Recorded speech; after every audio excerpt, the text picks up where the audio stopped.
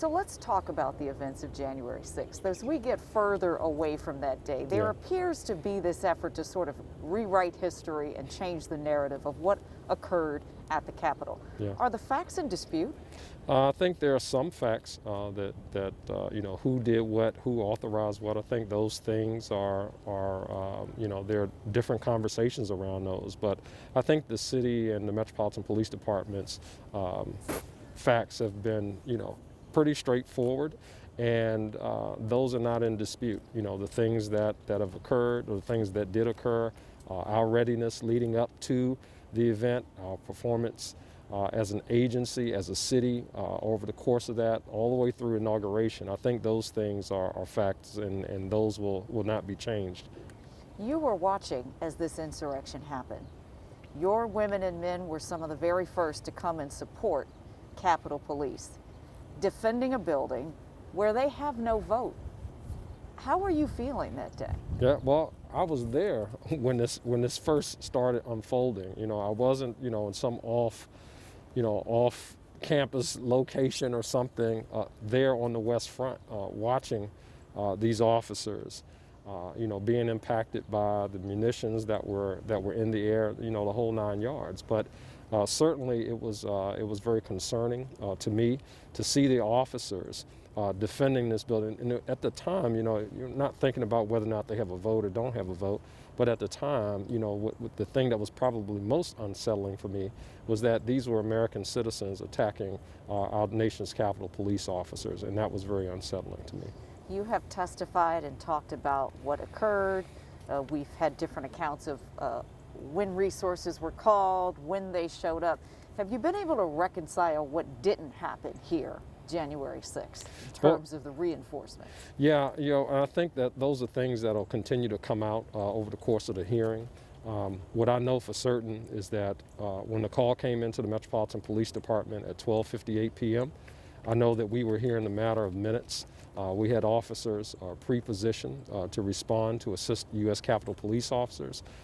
We sent as many as 1,200 officers to assist the United States Capitol Police in defending the Capitol. That was something that the Metropolitan Police Department, that we did as a lead up in terms of pre-positioning resources. And I think that that's very, very important. The narratives about when people got deployed, those things with some of the federal agencies, I think there's been a lot of finger pointing that has gone on there. But again, our response, is factual, and this is what occurred. Let's talk about the humanity here. Your women and men were under attack, and that can't be something that you just leave your shift that day and you come back and you're the same. Yeah.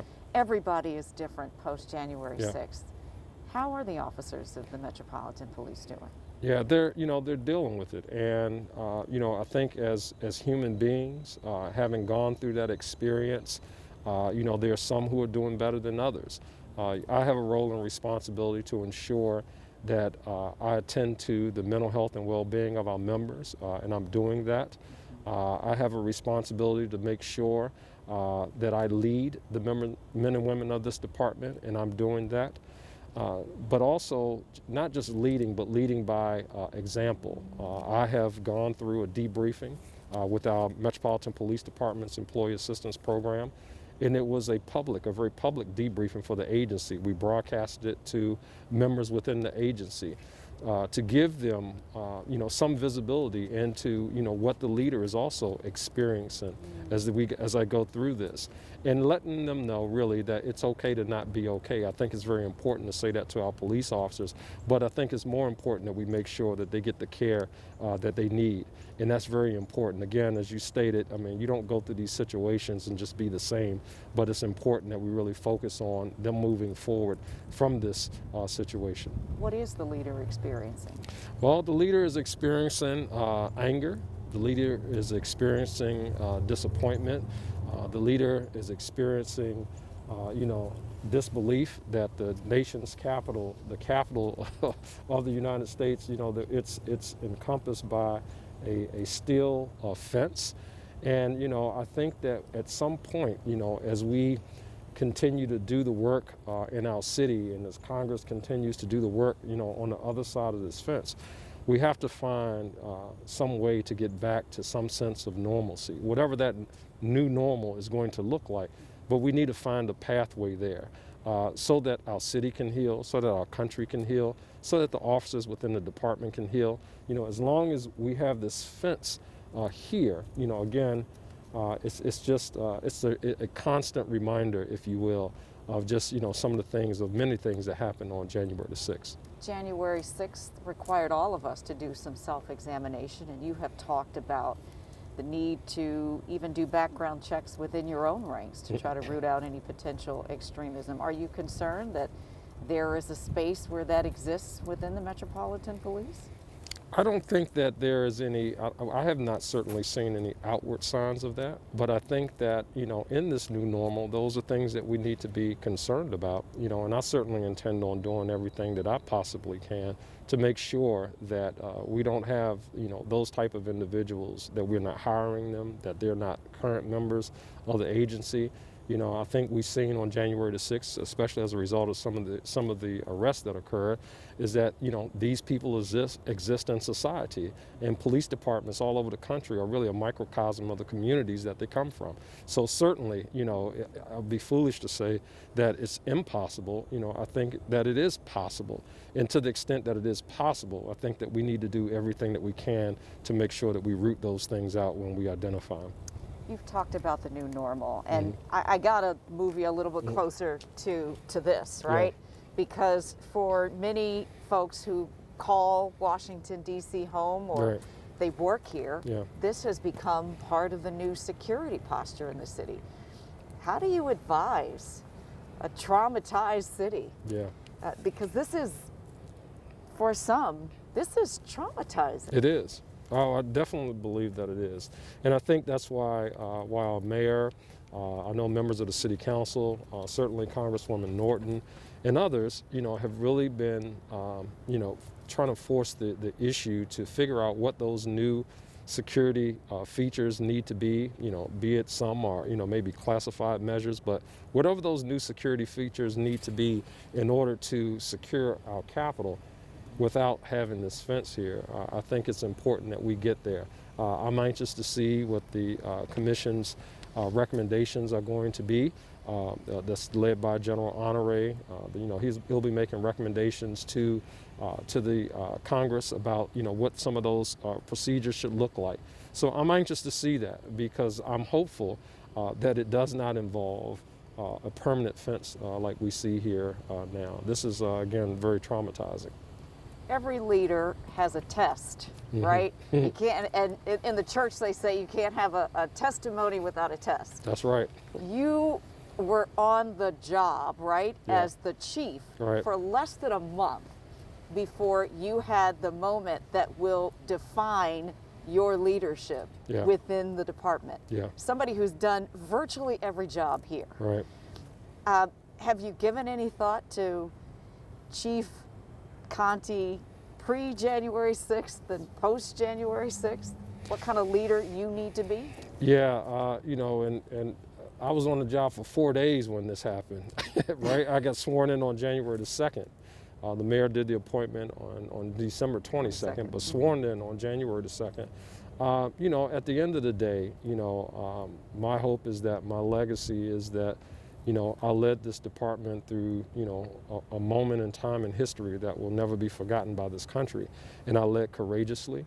As a kid growing up here in the city, as tragic as the event was, what an honor, though, to have the capacity and the faith of the mayor of the city and the people of the city to lead the police department at such a just a crazy time, I think that there's a lot more work to be done. Although that test was significant, I think there's a lot more work to be done. In law enforcement, as I view law enforcement now, this day, post January the 6th, I mean, there's still changes that'll be expected in law enforcement agencies. And I believe that, I will be that leader to help take this police department to the next level. I have a motto, and that is excellence is transferable. So whether we're defending the Capitol or whether we're just doing the things that we do in community day in and day out, I want to do it in the spirit of excellence to make sure that, our community members, that they feel that excellence coming from the leader of this police department all the way down to, the officer that's responding to a call for service, knocking at their door. And to the extent that we are charting out our path there, we still got a lot of work to do.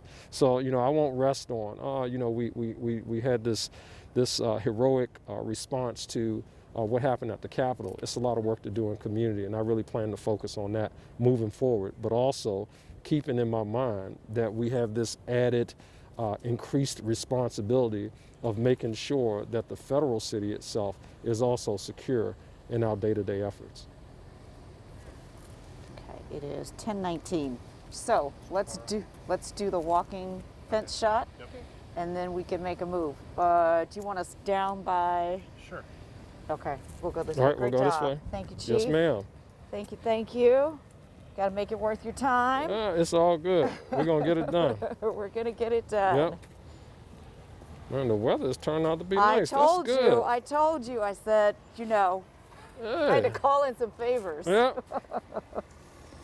I've been bugging Topper for a week. I was like, listen, the rest of the week we can have snow. But Wednesday at 10 Not a.m. Wednesday, that's right. It needs to be dry. That's and right. sunny. We're good.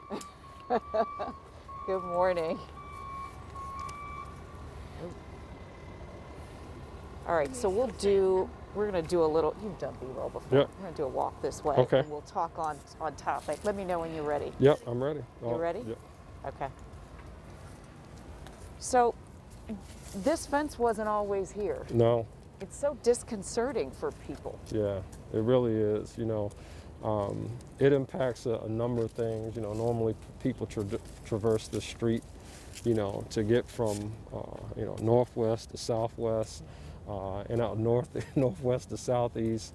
And, all of these avenues have been cut off now, as a result of this. Certainly we understand, the paramount responsibility that we have to secure the Capitol, but I think there are things that we may be able to do. This footprint can be reduced a bit, and I think still we have the same security posture. So, I'm certainly making recommendations, but hopefully we'll see this footprint start to be reduced. You're a native Washingtonian. Yes. Did you ever think you'd see the day No, when the citadel of democracy was fenced off no, from a threat from its own people? no.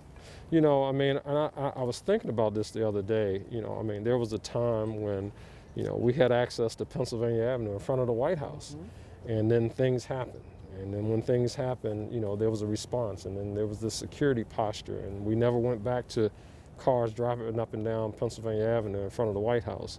And it's my hope that we figure out something in the law enforcement community and all of those who are making decisions on Capitol Hill about a better way to defend the Capitol. There's all kinds of technology that exists that I think that we can deploy to make sure that the Capitol is defended without necessarily having defense in the current way that it's deployed. In this, I don't think we need to have it that way. So you're saying this new normal doesn't have to be our post-normal? No, it does not have to be our post-normal at all. And as they go through and work through different scenarios, I think we have to think differently, about the scenarios of possibility, the range of possibility. Having this same barrier out this far, but let's say maybe bike rack is not, that's not optional. But if we're going to do something different, then what are we going to do different? And what does that look like? What are the aesthetics? How do we tie that into the environment that we're currently in that gives the people access to the people's house? That's important, and I think we have a duty and responsibility, to really kind of work with Congress to figure that out.